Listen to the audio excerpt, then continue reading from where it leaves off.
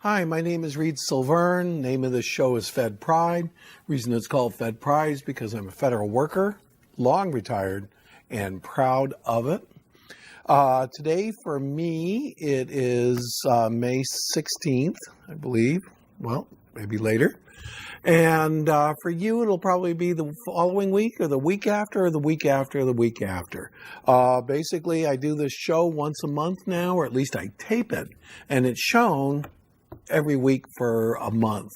So it's very, very difficult for me to find a story and to find a set of stories that would be even slightly relevant during the entire period, because the scandal of the day is often not the scandal of tomorrow.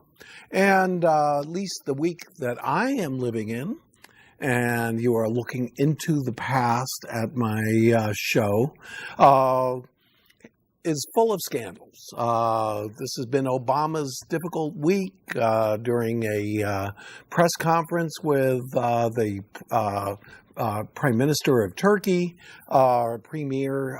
He had to talk about an IRS scandal, an AP scandal, Benghazi, and who knows what else. So basically, he's being supposedly burdened down and forced to react to scandals, just like the Clinton administration. However, first of all, what are the three scandals? The first scandal is Benghazi. They've been talking about that. They talked about that during the debates. It's a long story, but the bottom line is that during attacks on multiple embassies throughout the Muslim world, the ambassador to Libya went to Benghazi, which was the town that Obama basically set up the no-fly zone to save and did save. Gaddafi, who was going to murder everybody who opposed him and kill tens of thousands of people in Benghazi. His army was turned around, and eventually rebels destroyed Gaddafi, caught him in an underground viaduct, and executed him, summarily executed him on the spot. So a number of weeks later, there's a video that came out that the Republicans say had nothing to do with anything. However, clearly jihadists, picked this up. There were terrible riots around our embassy in Cairo. There were riots in Yemen. There were riots all over the Muslim world. And during this period of riots, the ambassador to Libya decided to go to Benghazi to visit a consulate there.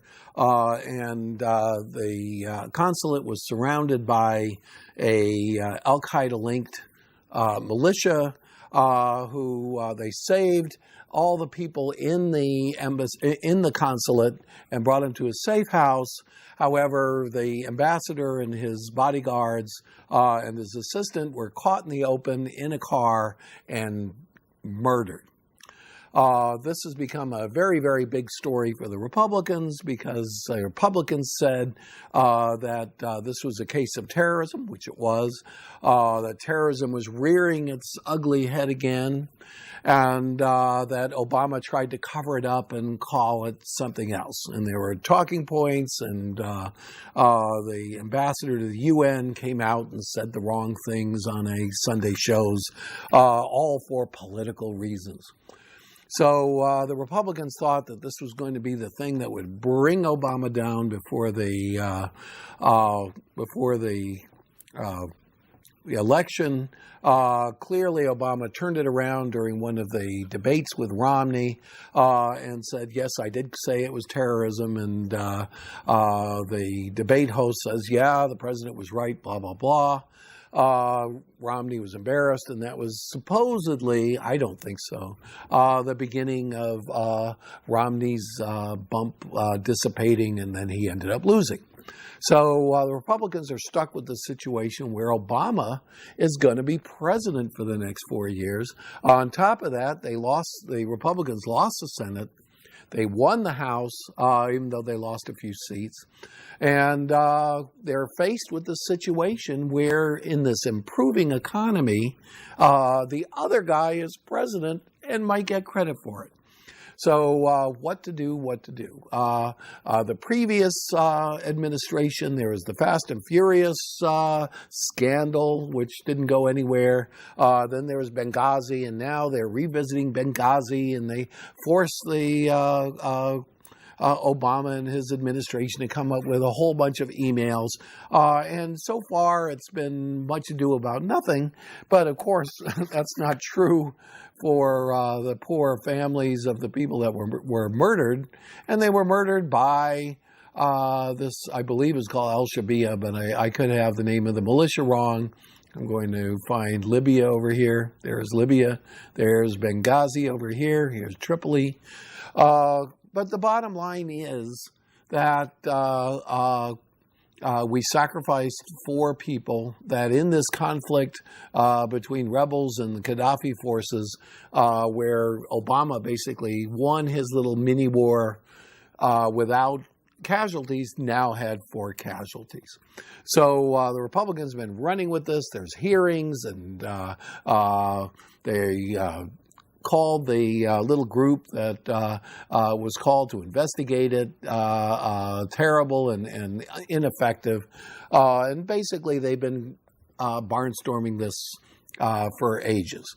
And they were supposedly having a big reveal, and the big reveal was the number 2 guy who ended up becoming the acting number 1 guy in Tripoli, who said, well, you know, they really didn't protect the people up in Benghazi well enough.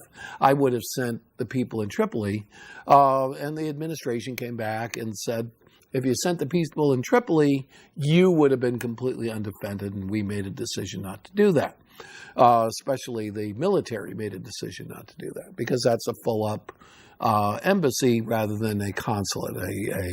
Consulates are small organizations that are in other cities other than the capital. So all this happened. So that was the first scandal. Second scandal is there was a previous scandal where there were leaks of activities that were supposed to be kept very, very secret about the locations of Al-Qaeda linked characters and drone attacks, and any leak that this would have occurred would have been a threat to our people in Yemen and also to the people helping us in Yemen get the bad guys. So sure enough, somebody leaks this operation to the press. It gets revealed that there's drone strikes and that there's a drone program and that we got people down there and people are helping us. Some of those people were embarrassed. I don't know whether they stopped helping us or what. But the Republicans came in and said, see, this is before the election. Obama's trying to get credit, and then they're leaking things, and that's all for political purposes. So Obama went to Holder and said, you're going to find the leaker. And ultimately, what came out this week, the big scandal, is that Holder subpoenaed the phone records of the Associated Press and to try to find who they were talking to and who was leaking. This is not that unusual. They followed procedure.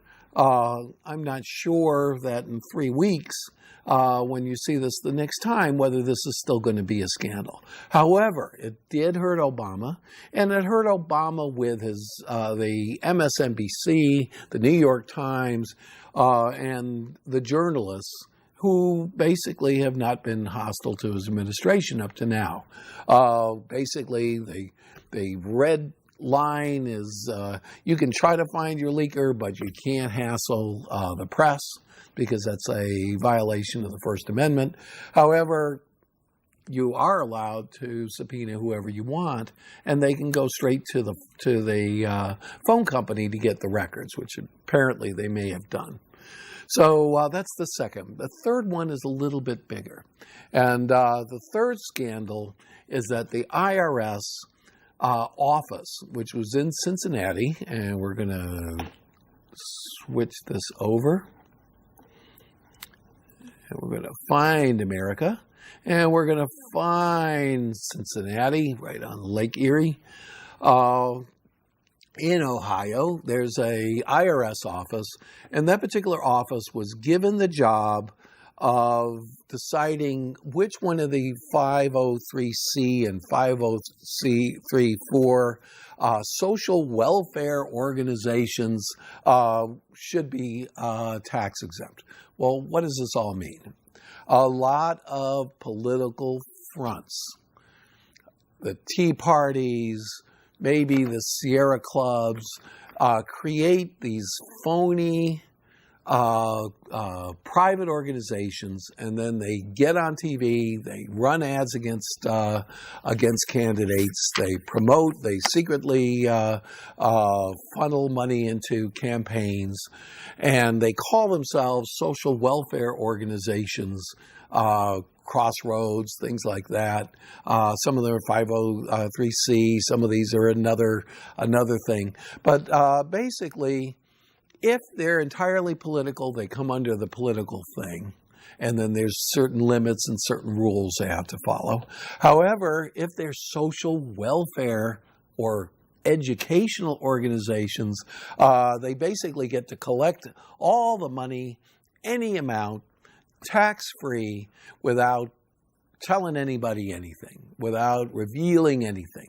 And there's been a whole bunch of these. In Arizona, for instance, one of these organizations propped up and threw millions and millions of dollars into a proposition race in California, where all of a sudden, one side, the conservative side, had millions and millions of dollars to play with the last week of the election.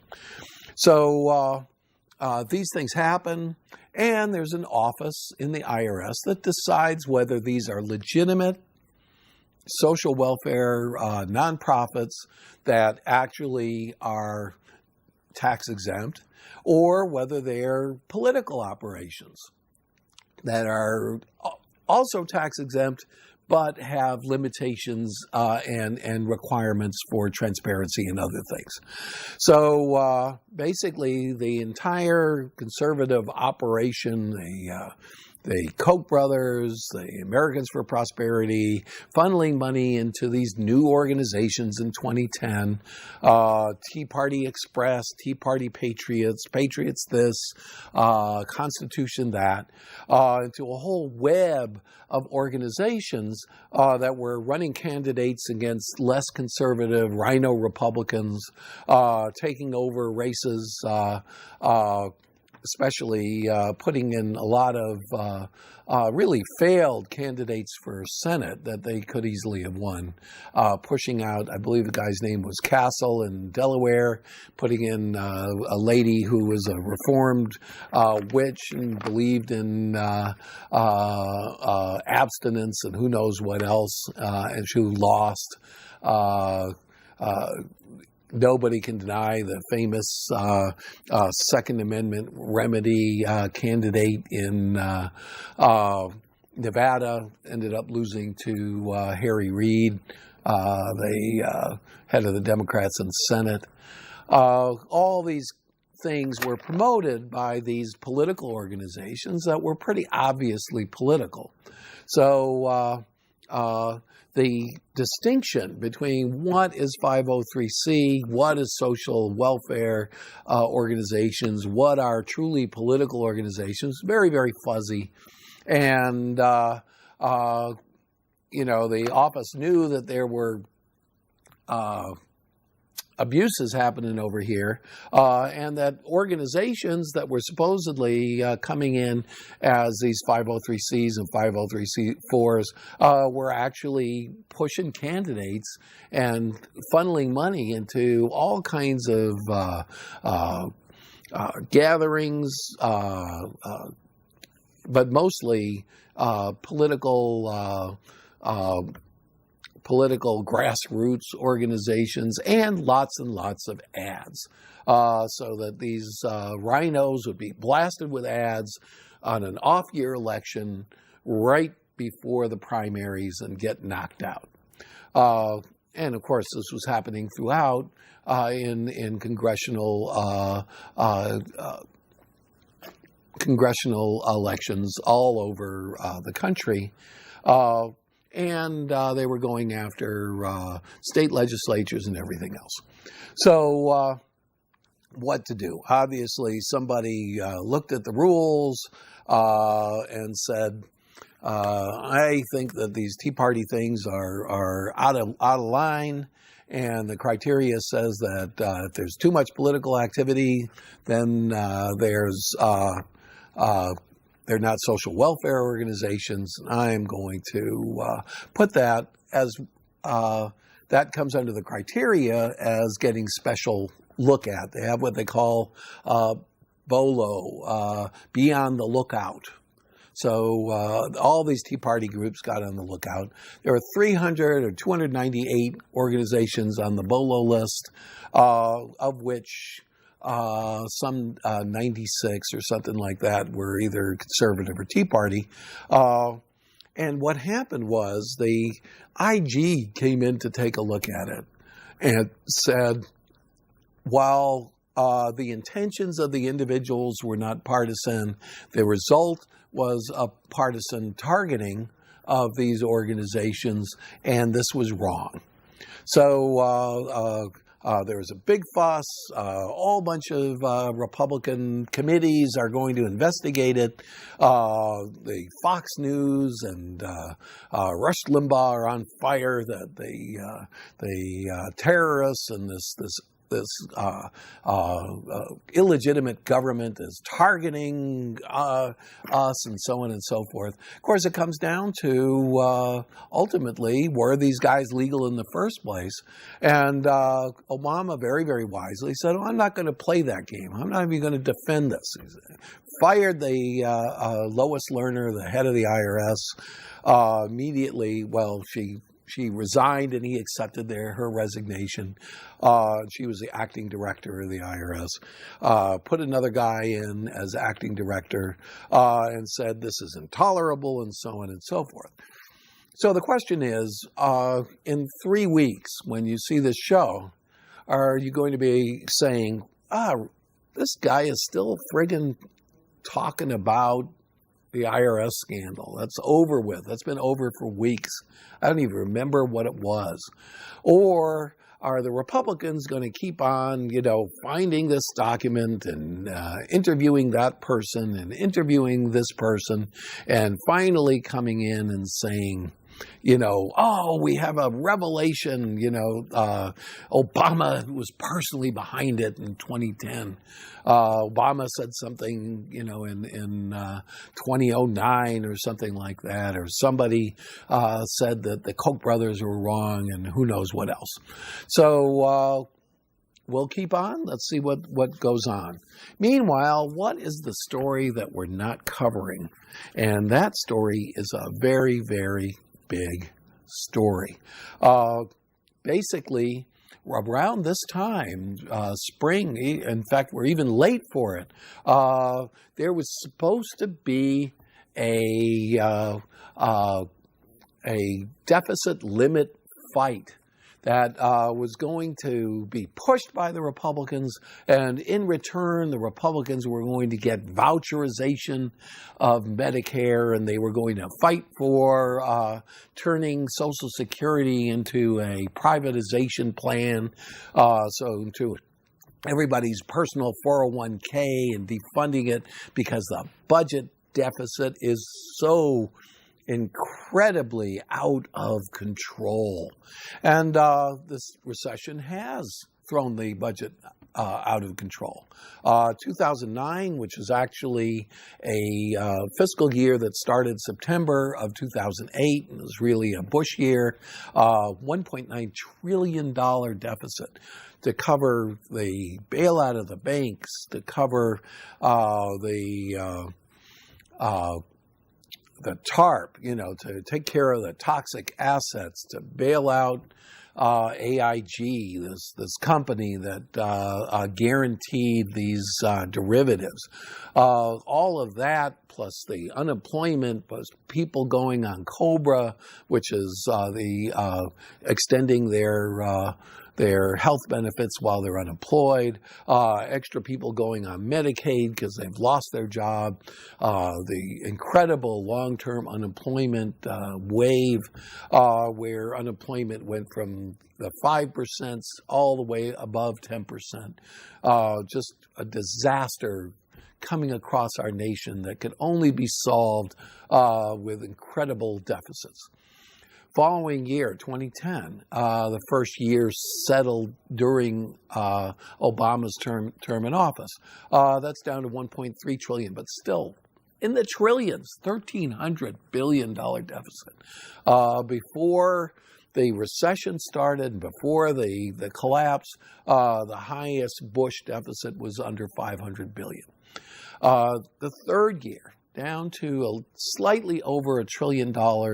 That's 2011, 29, 2010, 2011, and then 2012, I think, was $1 trillion. Okay, 2011, I think, might have been 1.3. And then comes the 2013 fiscal year. That's the fiscal year we're in. That's the fiscal year with the fiscal cliff. That's the fiscal year with the increase of taxes. That's the fiscal year where the concept of reducing the Social Security tax in order to put money in people's pockets to try to restart the economy went away. That's the year that the tax rates actually went back up to Clinton levels. So we have all of this, and that's also the year of the sequester. Even with all of that, the CBO, which is the Congressional Budget Office, said the deficit is going to be $850 billion, still $200 billion lower than the previous year, or $150 billion, but way, way too high, 5.3% of GDP.